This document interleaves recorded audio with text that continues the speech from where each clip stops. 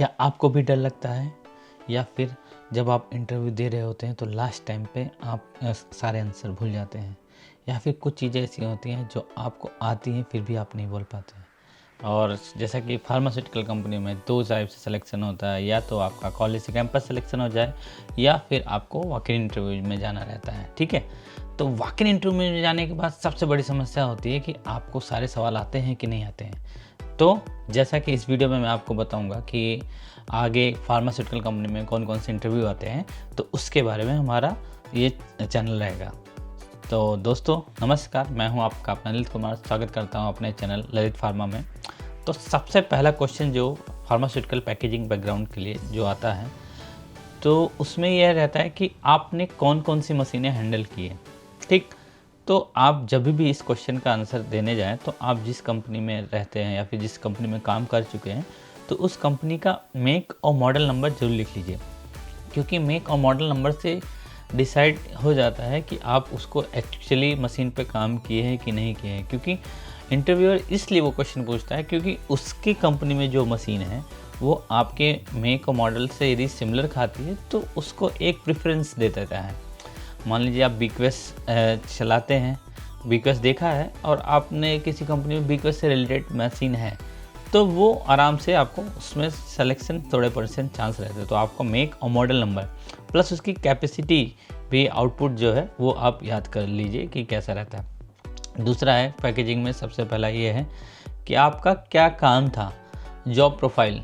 तो job profile में ये है कि आप जो काम करते हैं, इसका सबसे बड़ा यहाँ उदाहरण ये है कि जब आपका जेडी बनता है, जॉब डिस्क्रिप्शन, तो उसमें बुलेट पॉइंट रहते हैं। तो उसको आप एक हिसाब से, जब किसी भी कंपनी में आप ज्वाइन करते हैं तो जेडी बनता है, तो उस बुलेट पॉइंट को आप एक हिसाब से मेमोराइज़ कर लीजिए। और काम तो सब करते हैं लगभग, ये है बस उसको बुलेट पॉइंट के हिसाब से कैसे बनाना होता है, कैसे बताता जाता है, तो वो सारी चीज़ें आपको बतानी पड़ती हैं। तो इसलिए आप उसको सारा चीज़ लिख लीजिए और उसके हिसाब से जैसा पूछे, मैं लाइन क्लियरेंस कराता था, मैं बेड इशू करता था, मैं टैबलेट लाता था, मैं पैकेजिंग मटेरियल चेक करता था, ये सारी चीज़ें आप अपने जॉब डिस्क्रिप्शन से कर सकते हैं। तीसरा जो मोर इम्पोर्टेंट क्वेश्चन ये है कि आपको प्रॉब्लम कौन कौन सी है। ये क्वेश्चन हालांकि फ्रेशर यदि कोई इंटरव्यू दे रहा है या फिर 1-2 साल का एक्सपीरियंस दे रहा है तो उसके लिए नहीं आता है, लेकिन यदि 2-3 साल एक्सपीरियंस हो गया है जिसको, तो उसके लिए कॉमन क्वेश्चन रहता है कि आपने जो पैकेजिंग में काम करे कौन कौन सी प्रॉब्लम आई है।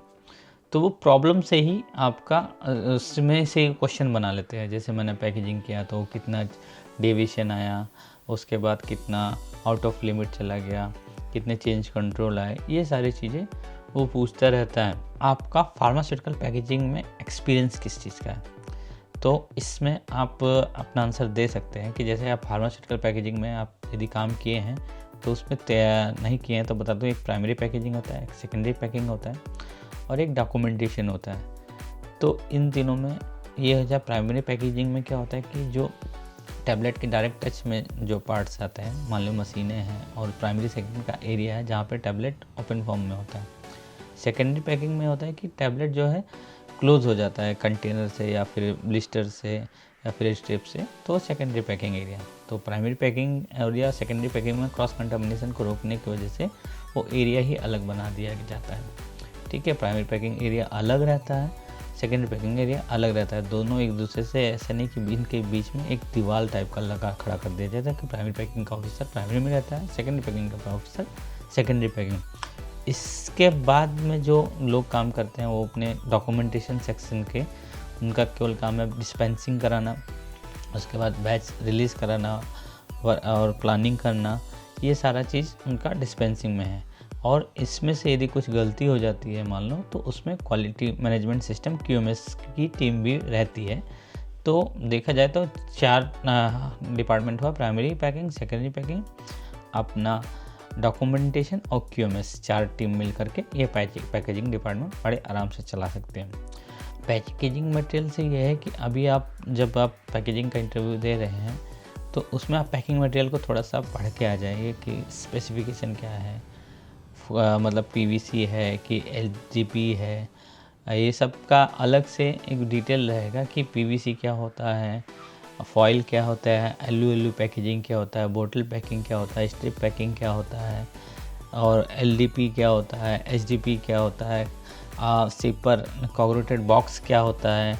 इसमें जो टेस्ट होते हैं, मान लीजिए पीवीसी के रिलेटेड मरफोलिन टेस्ट हो गया, उसके बाद पैकिंग मटेरियल के लिए जीएसएम क्या होता है, ये सब कॉमन क्वेश्चन उसी पैकेजिंग मटेरियल से आते हैं। तो पैकेजिंग मटेरियल के बारे में जब आप जाएं तो उसके बारे में थोड़ा सा पढ़ लें। जीएसएम ग्राम पर स्क्वायर सेंटीमीटर, तो 1 सेंटीमीटर का टुकड़ा काट कर उसका वेट करते हैं, उसकी डेंसिटी के हिसाब से करते हैं। तो उस हिसाब से पैकेजिंग मटेरियल कितना लगेगा उस हिसाब से वो डिसाइड करते हैं वो। कि एक कॉमन क्वेश्चन ये पूछता है कि जीएमपी के बारे में कुछ जानते हैं आप कि नहीं आते हैं। What about the GMP. GMP मतलब कि जितना भी अभी हम काम कर रहे हैं बैंक कंपनी में, वो इंडिया कंपनी हो या फिर बाहर से, सारा एक प्रिंसिपल, एक रूल, एक एसओपी बेस काम होता है। तो उसमें हर चीज़ का एक लिखा रहता है कि हमको यदि कपड़े पहनना है तो कपड़े किस ढंग से पहनना है, और उसके बाद मशीन चलाना है तो मशीन में स्टैंडर्ड ऑपरेटिंग प्रोसीजर, मतलब कि उसको पहले स्टार्ट करना है, कि उसका पावर चेक करना है, कि डीपी चेक करना है, ये सारा चीज़ सीक्वेंस वाइज रहता है। तो उसमें जैसे बैच हम किसी लाइन पे ले रहे हैं तो उसमें बैच लाइन से पहले उसको लाइन क्लियरेंस कराना होता है, और उसके बाद लाइन क्लियरेंस क्यों कराते हैं, मतलब कि चेक कर लें कि प्रीवियस का कोई कंटामिनेशन या फिर कुछ ऐसा तो नहीं है। और उसके बाद हमेशा इन प्रोसेस करना होता है। इन प्रोसेस का ये होता है कि हम उसकी क्वालिटी सही है कि नहीं है, हमेशा रेगुलर इंटरवल पे चेक करना होता है। और उसके बाद हाइजीन, मतलब साफ़ सफाई से पूरा ड्रेस, पूरा गाउनिंग प्रॉपर है। मिक्सअप, मतलब कि हर लाइन को अलग से डिवाइड कर दिया जाता है कि एक लाइन में एक ही प्रोडक्ट है, ये नहीं कि एक साथ में दो प्रोडक्ट साथ में पैक हो रहे हैं।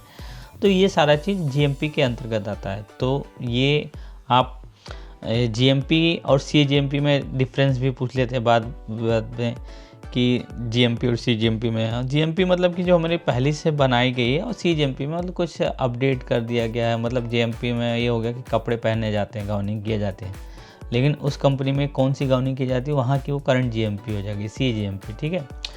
तो हम आगे पैकेजिंग वालों के लिए एक और अच्छा आता है बीपीआर। बीपीआर भर लेते हो कि नहीं भर रहे हो, तो बीपीआर में ही सारे जितना रहता है। बीपीआर में जो पैकेजिंग मटेरियल से लेकर के उसके पैकेजिंग का डिटेल, उसके बाद उसको कौन सी मशीन पे पैक करना है, कितने घंटे पे उसका इन प्रोसेस करना है, और कितनी क्वांटिटी उसमें सेल में जाएगा, ये सारा डिटेल और पैकिंग मैकेजिंग रिकॉर्ड बोलते हैं उसे। तो ये बीपीआर के रिलेटेड क्वेश्चन आता रहता है, कॉमन क्वेश्चन है।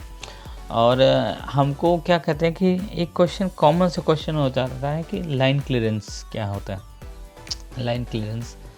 लाइन क्लियरेंस को यदि आप कभी बताना चाहते हैं या फिर वो है, तो इसमें यह है कि आप लाइन क्लियरेंस को ऐसे पूरा बताने जाएंगे तो दिक्कत हो जाएगा। तो आप 3 स्टेप में आप डिवाइड कर लीजिए। पहला बोल दीजिए एरिया, इक्विपमेंट और इन्वायरमेंट।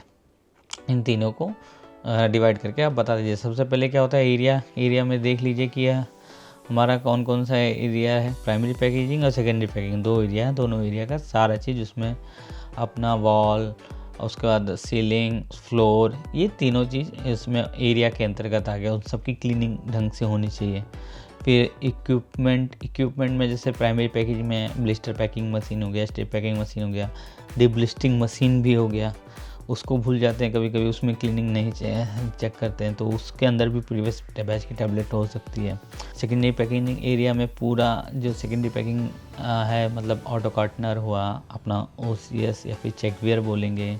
उसके बाद आगे जो एरिया है सेकेंडरी पैकिंग मशीन का, और जितने जुड़े हुए उसका प्रिंटिंग मशीन, वो सारे चीज़ सेकेंडरी पैकिंग मशीन में हो जाएगा। और तीसरा जो पॉइंट बताया था मैंने इसी में, इन्वायरमेंट मतलब आप जैसे कोई प्रोडक्ट चला रहे हैं तो इन्वायरमेंट कंट्रोल होना ज़रूरी है। उसमें 3 पॉइंट रहेगा, उसमें टेम्परेचर RH और रिलेटिव टेम्परेचर RH और डिफरेंशियल प्रेशर। तो डिफरेंशियल प्रेशर इसलिए चेक करते हैं तो क्रॉस कंटामिनेशन ना हो जाए। इसमें बहुत सारा क्वेश्चन आ जाता है कि प्लस पॉजिटिव कहाँ का रहेगा, नेगेटिव कहाँ का रहेगा प्रेशर। मैं बता दूं, जहाँ पे दाब ज़्यादा है, प्रेशर एक हिसाब से दाब ज़्यादा है वहाँ पे नेगेटिव रहेगा, जहाँ प्रेशर कम है वहाँ पे पॉजिटिव रहेगा। और टेम्परेचर तो ज़रूरी है, क्योंकि जितनी हम ड्रग बना रहे हैं वो एक स्पेसिफिक टेम्परेचर के अंतर्गत रखेंगे और इसका स्टोरेज कंडीशन डिसाइड करेंगे। रिलेटिव ह्यूमिडिटी आगे तो हाइग्रोस्कोपिक नेचर की ड्रग है, तो वो RH यदि ज़्यादा होगा तो स्टिकिंग आ जाएगी, चिपकने लगेगी। तो इसलिए ये सारा चीज़ का होना लिमिट में होना ज़रूरी है, तब हम लाइन क्लियरेंस स्टार्ट कर सकते, तब बैच स्टार्ट कर सकते हैं। ये सारा डॉक्यूमेंटेशन एक पूरा होता है तब हम स्टार्ट करते हैं। अब आपको ये क्वेश्चन आ सकता है कि एक ये है कि सीरियलाइजेशन के बारे में लगभग क्वेश्चन रहता है, तो उसको आप पढ़िए। सीरियलाइजेशन एक बड़ा टॉपिक है, उसमें उसके लिए तो अलग से वीडियो बनाना पड़ेगा, क्योंकि उसमें GTI नंबर के through, global trade item number बोलते हैं, उसके थ्रू अपना प्रोडक्ट ट्रेस करते हैं। तो यही रहा आज के इसका मैं अगले पार्ट में इसको और आगे बढ़ाऊंगा। तो मिलते हैं आपको अगले पार्ट में। Thank you.